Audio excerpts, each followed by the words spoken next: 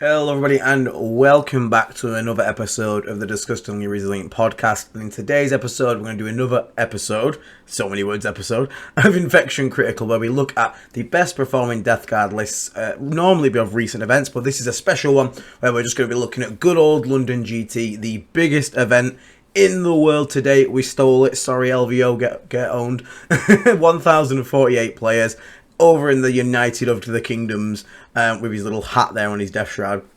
And we've got a super edition, so we're looking at 5 different lists, although 2 are kind of the same, the best performing list at the London GT. So without further ado, let's crack into it. We don't really need to care about all this stuff here, that's just an explanation. So first up here, the top placing Deathguard player was Caleb Langhals, who got 5 wins and 1 loss, made it to the Shadow Round, but unfortunately didn't win the Shadow Round, finishing in 21st place, which is absolutely insanely well done.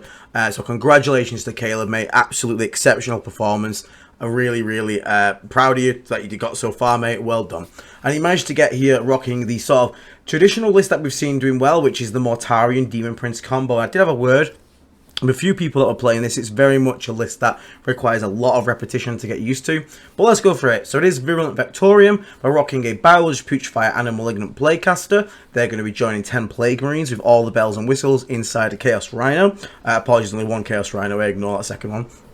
Then we've got a Demon Prince of Nurgle with the Revolting Regeneration. That is the 5-up Feel No Pain. Again, just makes him a second mini Mortarion. So now you've got Mortarion in the list as well. So you've got Mortarion and this Demon Prince, both of which are Toughness 12, 2-up Save, 4-up Invulnerable, and 5-up Feel No Pain. The Demon Prince being lone operative when it's near infantry. It's an absolute nightmare to deal with for an opponent. 2 incredibly hard to kill models. Chances are you can send out a unit that can probably kill one of them, but then if you lose that unit in response, then the other one's basically unquestioned and unchecked for the rest of the game. And we're also rocking 2 Lords of Contagions. Now Caleb has going for the Demon Weapon of Nurgle on one of these guys. That is the Crit 5's enhancement. He's gone away from the second enhancement we see quite often, which is the Furnace of Plagues, and instead he's used those points to pick himself up an extra unit of Poxwalkers here. So we've actually got 3 squads of Poxwalkers in this one. Normally you see about 2, this one's gone for 3. 2 squads of 3 Death Shroud Terminators to go alongside the Lord of Contagion. Absolute deletion bricks. Drop in, annoying to kill, especially with -1 damage up. Deal a bunch of damage in close combat. Really powerful. And then backing this up, we've got 2 heavy Blight Launcher drones. Just some long range firepower. You need to make sure you've always got some guns and a little bit of reach. I feel like 2 is a little too little for like how I like to play, but obviously it's getting results in here. So having 2 of those in the list alongside, again, the choice for the 3 Poxwalk units here is very nice. So we have a list where almost every unit outside of the Poxwalkers is incredibly dangerous.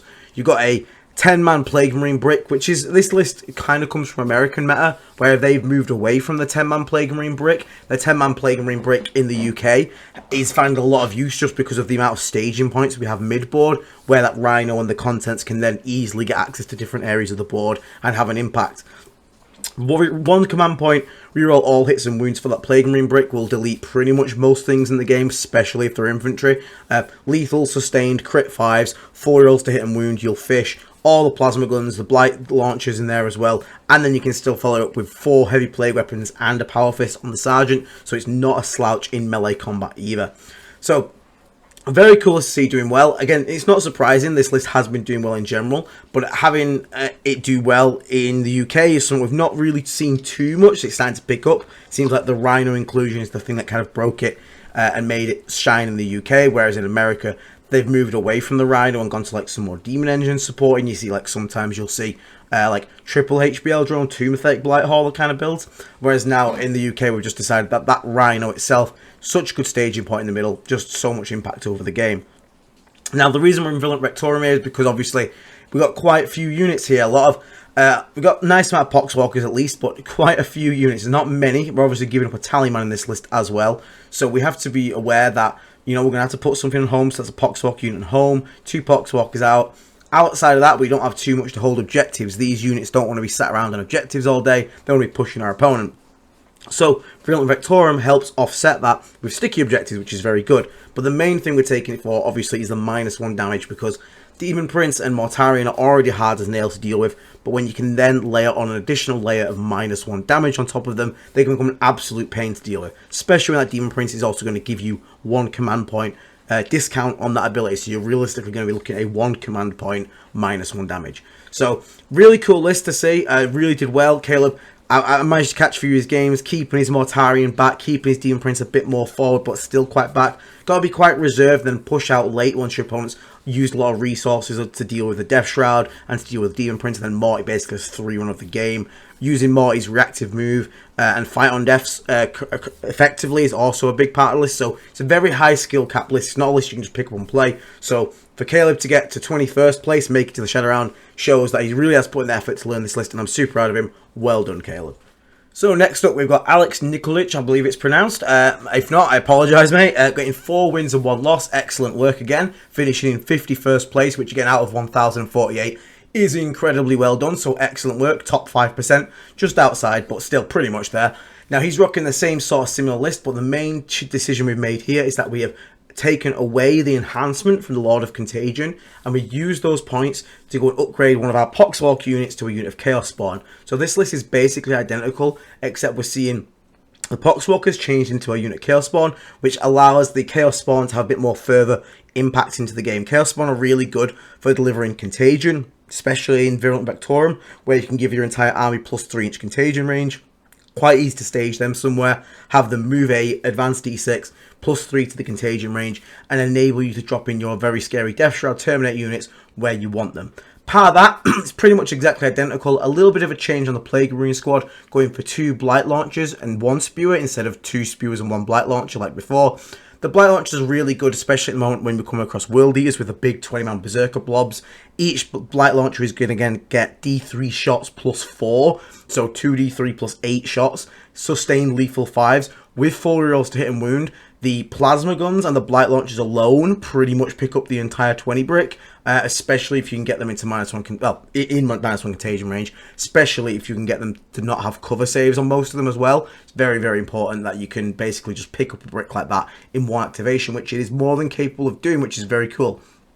Again, I've just talked about it, so I'm not really going to harp on this one. Extremely high skill cap list, very hard, very punishing if you make a mistake.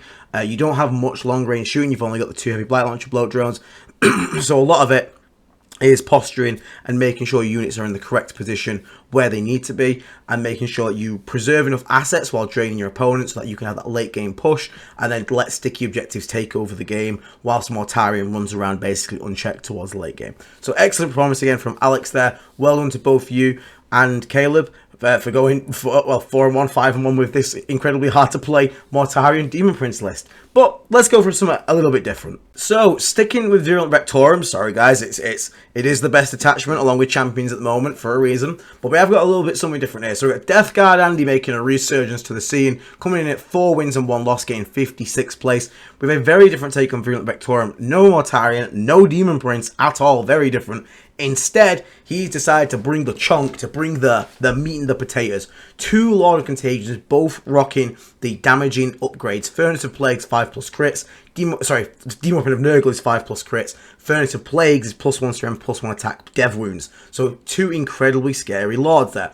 Then we're also rocking a Talisman to sit on home, farm some CP, which is really nice in Virulent Vectorum, especially if you're lacking a Demon Prince, which Andy is. But that doesn't mean it's bad, obviously it's good. 5 Barebone Plague Marines, just got some OC, hold some points, shoot some Contagion places where you want to be. Decent little units, 95 points, it doesn't really matter what happens to them. Again, a unit of Chaos Spawn. We talked about how important it is to have a unit that can go and spread Contagion. So being able to have the +2-inch Contagion, +3-inch Contagion onto these guys for 2 CP, have them move advance through a wall, and set up drops for your 2 giant bricks of 6 Death Shroud Terminators. Incredibly scary, especially when you got -1 damage up, and they're both led by Lord of Contagions. These guys will pretty much delete anything they remotely come near and touch. You've still got 7d6 Flamers in that squad as well, and you can, for a command point, turn your Lord of Contagion into a Lord of Virulence by giving them reroll hit and wound. So now he's got twin linked on basically all the Flamers, so it doubles up as a Lord of Virulence / Lord of Contagion on demand, which is really good. Then backing this up, we've got 3 squads of Poxwalkers. Again, really important to have infiltrating screens in this heavy pressure meta. World Eaters, Emperor's Children, all want to run you down. Being able to put up a giant wall in the middle and just say, hey, run into that for 1 turn. It's just going to keep you in that game and allow you to buy yourself that turn for the Death Shroud Terminators to then show up.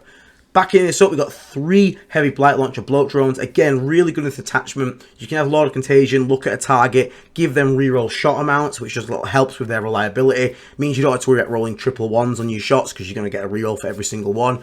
And there's just a solid long-range shooting platform. So good to see some shooting in, and you're definitely going to need it because when you've got that much in reserves with the big Death Shroud bricks, you need to keep your opponent honest for a turn. But what better way to also keep your opponent honest than 2 War Dog Carnivores, big scary melee War Dogs who can perform different roles. Are you deployed in reserves with your Terminators and worried your opponent's going to push you? Deploy them on the board, have them as linebackers. Come on then, run at me, mate. I'll charge you back with a Carnivore, I'll smack into you, hit you with a tank shock, smack you with some D6 plus 2 damage. Great unit. But if your opponent plays more safe on that drop turn when you have your Death Shroud Terminators appear, these things can bolt out and try and make some charges as well. Because then your opponent's going to have this turn where they have got 2 massive bricks of Death Shroud Terminators. One is probably going to be -1 damage as well. And 2 War Dog Carnivores running them down. What do you shoot in that instance? The Carnivores are far faster and much more, well, not much more potentially damaging, but they still can deal a hell of a lot of damage, especially if they get near a vehicle. They'll one-tap it a lot of the cases, so you really want to deal with that. And they've got OC, a lot of OC, they've got 6 OC each. Or do you want to deal with the slower-moving Death Shroud Terminators, which again have probably already had a charge because 6-inch charge and kill something. But if that does touch anything, that unit is just dead. Like, straight up, nothing is going to survive 6 Death Shroud and a Lord of Contagion. Absolute immense amount of pressure from turn 2 onwards from Andy's list here. It takes away the Demon Prince, which can sometimes feel auto-include, and it just doubles down on some of our most powerful units with a massive bricks, the Death Shroud Terminators, brings in some of our old friends and allies, and basically just says, hey, as soon as this game hits turn 2, I'm going to give you 1 turn to survive, because I'm coming in hot, and I am pushing your shit in. So there's a really cool list to see from Andy there. And again, one other thing I like about this from Andy, he takes the points away from the characters. Like, we've got 2 Lord of Contagion, that's 240, plus a Talisman, 290, plus some enhancements, which is 35. So, realistically, it's 325 points on characters. We can quite easily see in Deathguard the character section reach 600 points, even more with Mortarion. So basically saying, hey, I keep the characters low, just a Talisman and the 2 Lords, and then I'm going to use the rest of the points to make sure I have these very scary units. But this list could easily be changed. You could swap the Plague Marines out there for another unit of Chaos Spawn to make sure you get your drops in. But again, there's still room to flex about in this. Again, the Warlord Carnivores could potentially change to Stalkers if you wanted a bit more shooting firepower, but again, not a scary melee there. So there's different ways Andy can also go with this in the future, but it's really, really solid. I like it. It's meat and potatoes Deathguard. It is, hey, screw the fancy Mortarion nonsense, screw the Demon Prince. Here's a big brick of Death Shroud. Unga bunga, smash your face in. Love it. Well done, Andy. Excellent performance, mate. Then we've got Craig Bedford, my mate Craig. Craig rocking Champions of Contagion, finishing 4-1 in 61st place. Nice to see a little bit of change from the Virulent Vectorum here. So, Champions of Contagion, we've got double Lord of Contagion. Remember, this detachment can give you crit 5s on demand, incredibly powerful in those Death Shroud Terminator squads because it affects the entire unit. So, with a Lord of Contagion in there, you're going to be sus lethal crit 5s on the entire unit with Lance. The damage is ridiculous, and for another 2 command points, you can also get yourself 4 rolls to hit and wound. If you get 4 rolls to hit and wound plus crit 5s, oh my god, you can one-tap Knights from full with 1 squad of these. I have done it. It's gross. It's so funny. Love it. Just fish for 5s. Just fish so hard. Very, very powerful units. And we've got a Biology Putrefier and the Malignant Plaguecaster with the big Plague Marine brick. Again, can get 4 rolls to hit and wound. Not as efficiently as Virulent Vectorum here, but again, you can still get access to it for 2 command points. It's quite a CP hungry detachment, so 1 Tallyman could be a little risky, but again, points are very tight at the moment. So I would like to see 2 Tallymen, but I totally understand that you need the points elsewhere. You can't have just things sat at home in lists like this, especially when you got these big Lord of Contagion bricks and a Death Shroud, the big Lord of Contagion, Death Shroud bricks, and a Plague Marine brick. You've got to be a little stingy elsewhere. So, totally understand it. But again, this Plague Marine brick hits really hard, shoots really hard, has access in this detachment to fight first, which is very important in the melee pressure meta that we're seeing a lot of. World Eaters, you can fight first. Emperor's Children, you can fight first. Just having it on demand when you need it is very powerful. Now, yes, you can bring a Foul Blight Spawn to just have it anyway. But the problem is, if you bring a Foul Blight spawn and you go into certain matchups, he will never get value. He gets his gun value, obviously, and the no advance within 9 can be decent, but there's some games where your opponent's just got guns, like Eldar, and they're not really looking to charge you, like, obviously Howling Banshees, etc., but you get the example. Someone's just trying to shoot you to death. The Foul Blight spawn doesn't always get its value, whereas the Barrage Putrefier and Malignant Playcaster will always get value, because the damage is damage. But you have the option to on demand get your fight first and act as if you were a Foul Blight spawn on demand, which is really, really powerful. So it's really, really cool to see that. So I do like the inclusion. 2 squads, 10 Poxwalkers. Fairly standard auto includes at this point. Poxwalkers someone has to do your objective, someone has to stand around, someone has to be your early screen. You're always going to see at least 2 squads in most lists. Now, this I love to see. We've got 6 bloat drones, 3 of the heavy blight launcher variety, and 3 of the standard variety, which I think are so slept on at the moment. 2 spitters and 1 mower. There is so many things that can be tagged, annoyed, prevented from shooting what it wants to shoot, forced to fall back, while you can freely fall back, shoot, and charge. They're also only 100 points each. They're dirt cheap. The cheap demon engines are one of the strongest parts about Deathguard, and Craig has just gone all in on that, because we've got 3 fetid bloat drones normally, 2 of them have the spitters, 1 of them has the mower, 3 heavy blight launcher bloat drones, again, really good long range shooting, and also 2 Mythic blight haulers. So that is, sorry, still a bit ill from London, that is 8 demon engine hulls for pretty much 860 points, less than half his army to pick up 8 demon engine hulls, all of which are toughness 9, 3 up save, 5 pin vulnerable. Super annoying to deal with, super self-sufficient, and again, just having that critical mass. 5 is manageable to a degree. It's not great for your opponent, but like having just the bloat drones and the haulers is annoying to deal with, but the extra 3 normal bloat drones in there, so good. I really do like to see this here, just to see the absolute overload and making the most out of our cheap demon engines. And obviously a Chaos Rhino to fare around our Plague Marines. We see a lot of people with lists like this will instead go for, you know, units of Chaos Spawn. But when you think about it, for 20 more points, you can get a full fetid bloat drone that plays into the skew of having more demon engines. Looks like that's where Craig's just gone with this list. So I'm super happy that Craig managed to get 61st and go 4 wins and 1 loss with this. So excellent performance again. Another fantastic list. And then bringing up the rear here, but not the rear, it's definitely not the last place Deathguard player. Still an amazing performance by Tom Durand.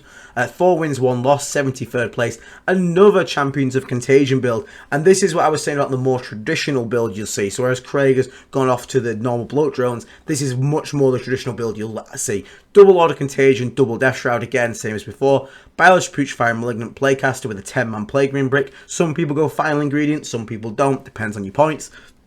Then we've got a Tallyman in here as well to get that CP. We've got 2 squads of 10 Poxwalkers, again, screening stuff. 2 squads of 2 Chaos Spawn to set up the drops for our Death Shroud Terminators and also have that mid-board trade pieces, which is really nice to have.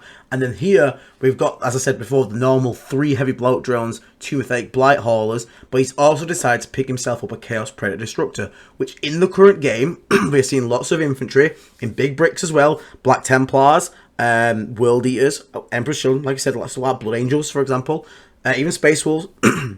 Having access to give your entire army +1 AP makes your Death Shroud Flamers a lot more lethal, makes your, again, your heavy Black Launch drones go to AP 4 in contagion range. It's just a decent, solid tank that can sit in reserves more than likely, come on from a flank, tag the unit you want it to tag, and then just make sure that the thing that shoots them next is going to deal an absolute metric ton of damage, whether that's HBL drones or the Plague Marines, because the Plague Marines will then have AP3 Plague Spewers, which is gross, or AP3 Blight Launchers, which again is really gross. And even the Death Shroud Terminators getting to AP2. Again, this is all assuming -1 save contagion, which you can obviously in Champions flex in and out of as you need.